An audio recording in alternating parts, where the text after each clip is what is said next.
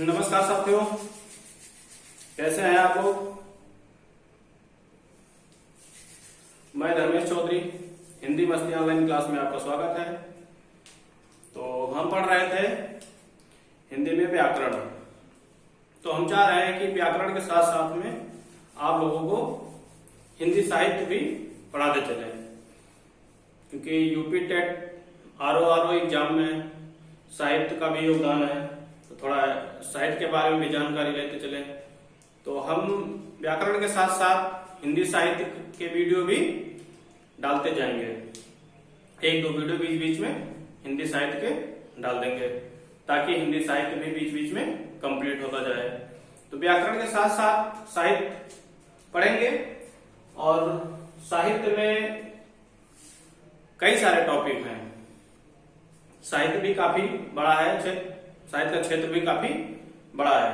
तो साहित्य में भी हम टॉपिक वाइज पढ़ते जाएंगे। हालांकि इसमें हिंदी साहित्य के करीब करीब 25 वीडियो बनाने पड़ेंगे। सब टॉपिक पे अलग अलग बात होगी। जैसे कि हम बात करेंगे सबसे पहले हिंदी साहित्य में जीवनी। सबसे पहले हम जीवनी के बारे में बात करेंगे कि जीवनी किन किन कवियों की है।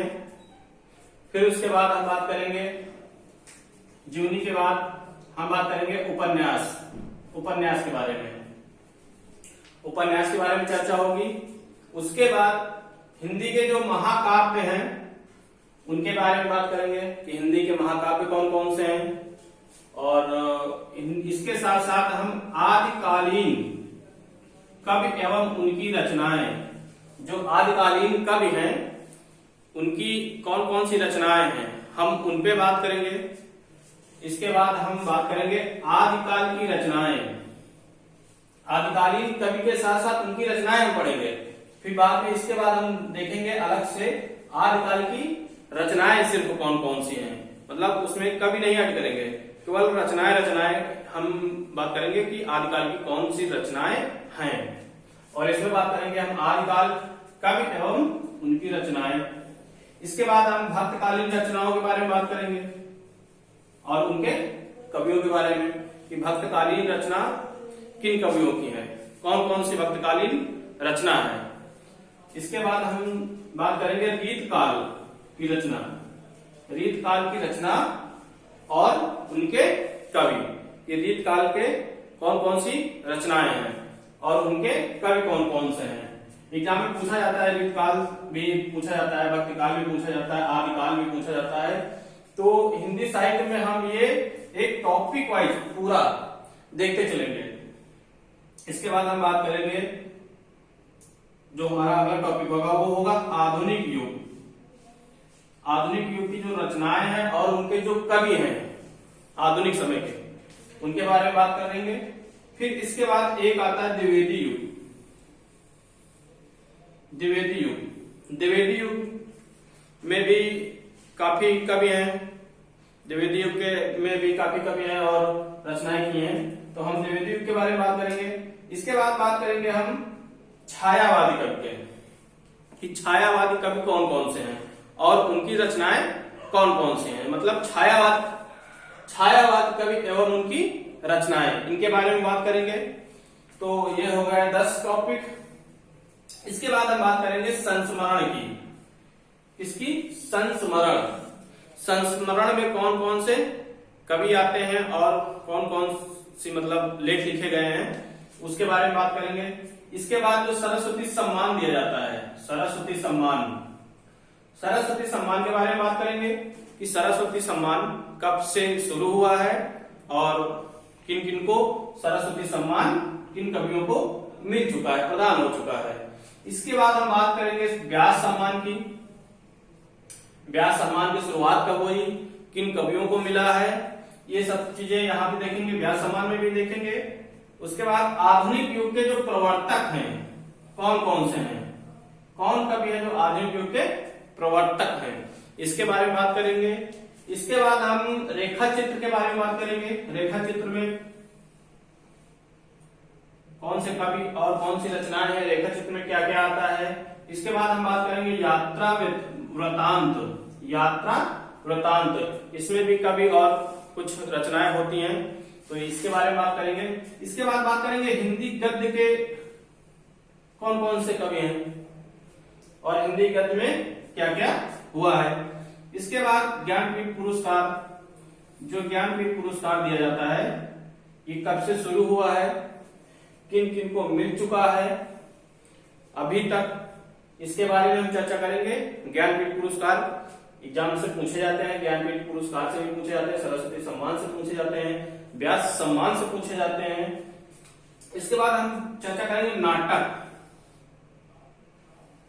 नाटक के बारे में कि कौन से कवि ने कौन सी नाटक लिखी। इसके बाद हम बात करेंगे साहित्य अकादमी पुरस्कार कौन देता है, साहित्य अकादमी पुरस्कार कब से शुरू हुआ है और साहित्य अकादमी पुरस्कार किसको प्राप्त हुआ है। तो ये हो गए 20 टॉपिक, ये हो गए हमारे 20 टॉपिक। अभी कुछ टॉपिक और भी हैं, हम उनके बारे में भी जान लेते हैं, और टॉपिक हैं उनके बारे में जान लेते हैं। जैसे कि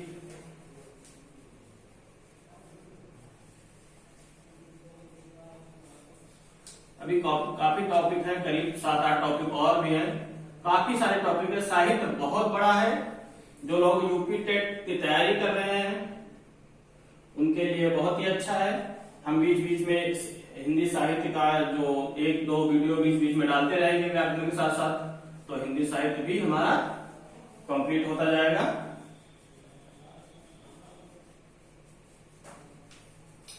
देखिए हिंदी साहित्य में जैसे हम बात करेंगे, जो 21वां टॉपिक होगा वो होगा दलित आत्मकथाएं। मतलब कौन कौन सी दलित आत्मकथा है, कौन सी बात करेंगे, दलित आत्मकथा, दलित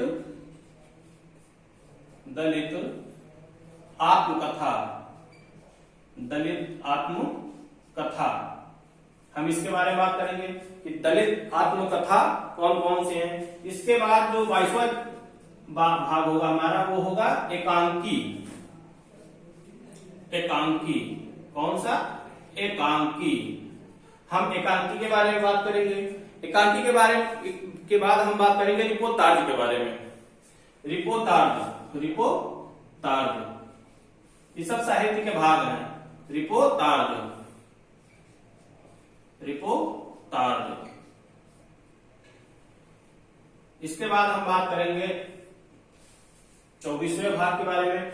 24वें भाग में हम देखेंगे कि कौन सी अधूरी रचनाएं हैं।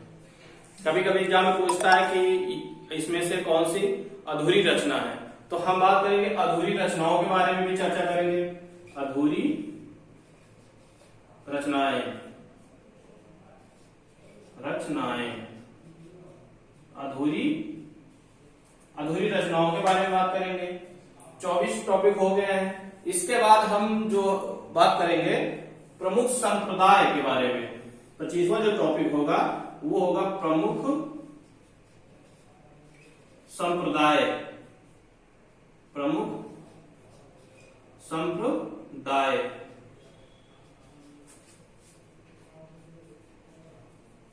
25वां टॉपिक होगा प्रमुख संप्रदाय।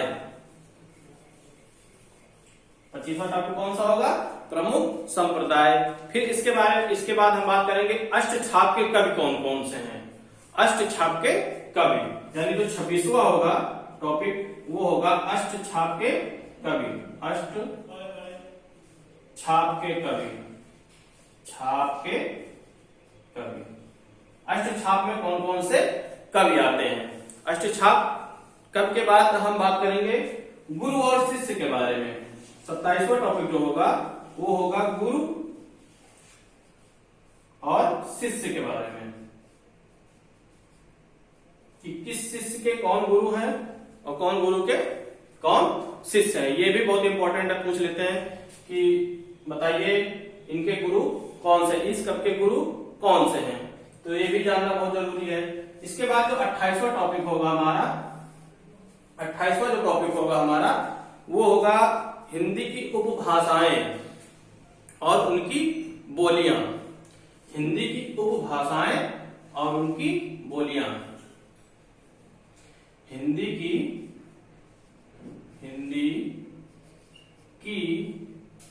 उपभाषाएं,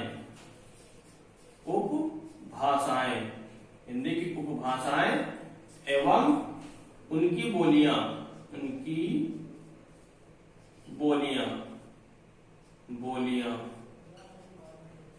हिंदी की उपभाषाएं एवं उनकी बोलियां। हम इसको भी सबसे बाद में पढ़ेंगे, हिंदी की उपभाषाएं एवं उनकी बोलियां। तो ये करीब करीब 28 टॉपिक हैं। इन 28 टॉपिकों पे हम बात करेंगे। आगे भी बहुत सारे टॉपिक हैं, हो सकता है और भी बढ़ सकते हैं, 30 हो सकते हैं, 32 हो सकते हैं, लेकिन जो हमारे लिए इम्पोर्टेंट है हम केवल उतना ही पढ़ेंगे। किसी भी एग्जाम से मतलब यहीं से ज्यादातर जो भी एग्जाम होंगे यहीं से पूछा जाएगा, अंदर जाने की जरूरत नहीं है। अंदर पढ़ने का मतलब है कि हम नेट JRF की तैयारी कर रहे हो तो अंदर पढ़ने की जरूरत है, लेकिन हम लोगों को बस यहीं तक पढ़ना है। तो ये करीब करीब हिंदी साहित्य का जो 28 टॉपिक है, हम इन 28 टॉपिकों पे बात करेंगे बारी बारी से। हम फिर इसके बाद अगले वीडियो में आपसे जीवनी से स्टार्ट करेंगे। जीवनी का पहला वीडियो होगा, हम जीवनी के बारे में बात करेंगे, फिर उसके बाद धीरे धीरे सारे टॉपिक पे चलते आएंगे। तो व्याकरण के साथ साथ आप हिंदी साहित्य भी पढ़ते रहिए, तैयारी करते रहिए। आज के लिए बस इतना है, मिलते हैं नेक्स्ट वीडियो में जीवनी के साथ।